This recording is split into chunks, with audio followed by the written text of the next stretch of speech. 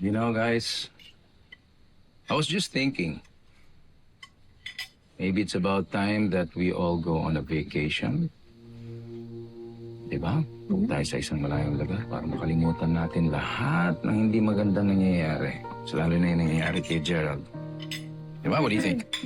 Thank you, Dad. I knew you'd come around. Yeah. So, we can go to the United States, we can go to Europe, anywhere, basta't malayo.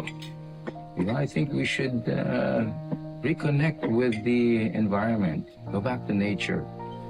Diba? Lumayo na tayo sa mga magugulo, sa mga stress, sa mga problema. What do you think? Good. Okay, no? Mm. What do you think? Magandang idea yun.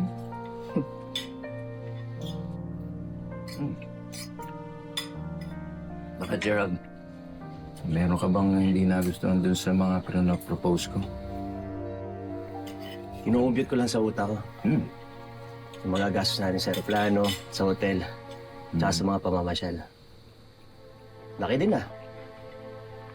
Sana pala pinahiram nyo na lang ako ng mga panahong nangungutang ko sa inyo. Huwag ka na mag-iisip ng ganyan.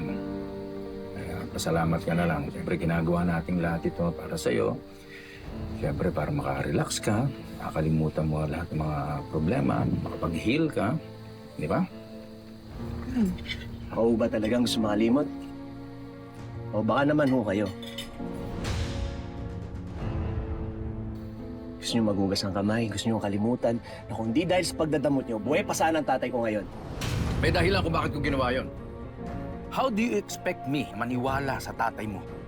Pagkatapos ng ginawa niya sa akin noon, wag ako ang sisisihin mo. Hindi kami ang nagtulak sa tatay mo para mag-scam sa mga sindikato. Dinagay niya ang sarili niya sa panganib. Siya ang gumawa nun! Siya ang gumawa ng Gerald! Akala mo tinutino mo, ha? Alam mo kung ano totoo? Masama kang tao! Dahil kung mabait ka, hindi mo hahayaang mamatay ang ama ng manugang mo at ang lolo ng apo mo!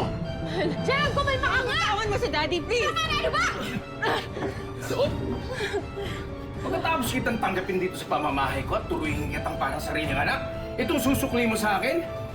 Sige, ako na ang gago. Di tulad mo, laging tama, laging bida, di ba? Please, huwag ka na sumagot. Bakit? Bawal ba? Ano ba tayo sa bahay na to, ha? Sunod-sunuran dito? Sa lahat ng sasabihin niya, ganun ba? Sa bagay, ganun nga pala yung ginawa mo sa akin nung humihingi ako ng tulong para sa tatay ko, di ba? Tinabla mo ako eh. Dahil sa utos ng magaling mong ama. Bastos ka talaga. Bastos na akong bastos. Ba't kita irerespeto, ha?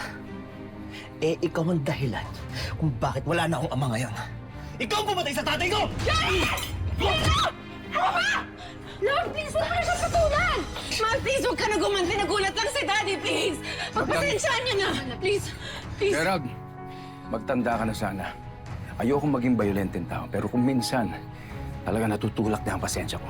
Nananahimik ko ako. Kayo dyan ang parang nananadya eh.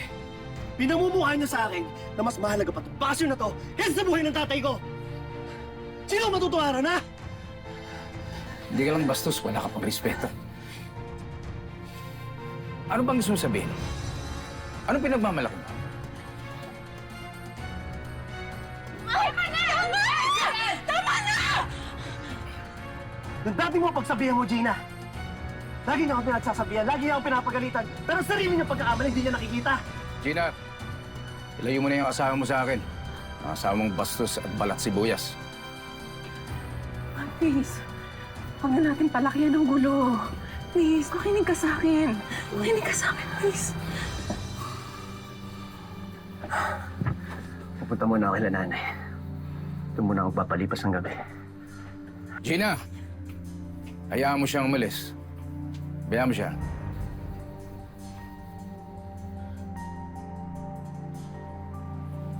Okay ka lang, Love. Kain. Saan ka ba? Okay lang. Kumain na kayo. Sige na. Anak, sana hindi ka na lang nagpadala sa galit. Sana pinalipas mo na lang. Lalong-lalo na tatayo ng asawa mo.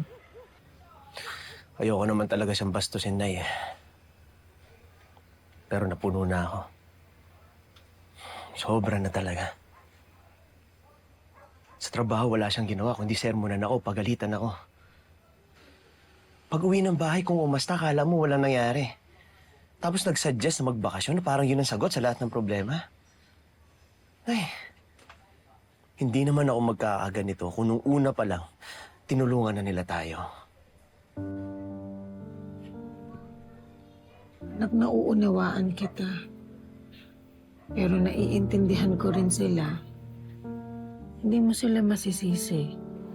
Kung ako man sa sitwasyon nila, magdadalawang isip akong pautangin ng tatay mo. Maraming atraso si Marcel. Sino sisisihin ko, Nay? Sarili ko. Kasi wala akong nagawa para iligtas si tatay, ganun ba? Doon sa taong bumaril sa tatay mo, sila ang sisihin mo. Huwag mo ibuntun kina Robert, lalong-lalo na kay Gina na walang ibang ginawa kung hindi damayan ka.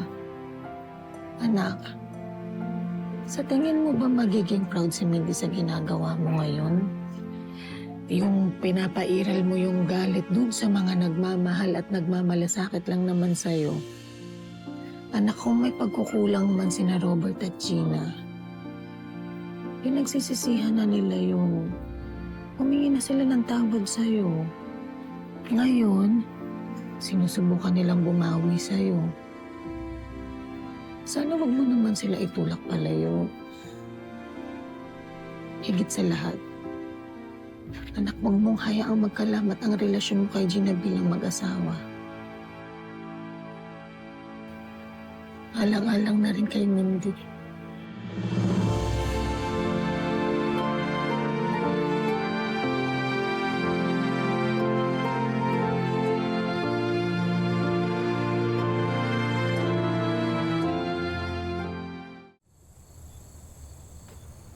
Dad, I'd like to apologize on behalf of my husband.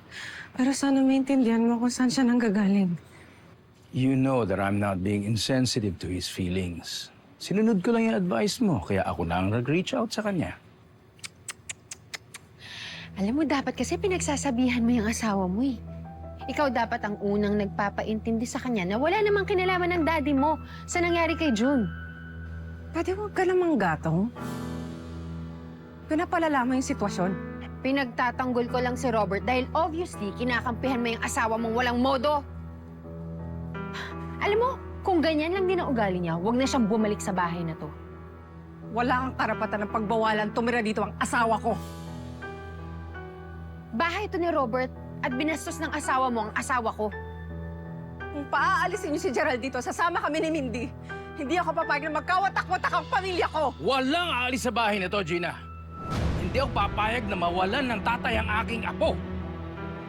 Hindi siya magiging produkto ng isang broken family. Pero kausapin mo ang asawa mo.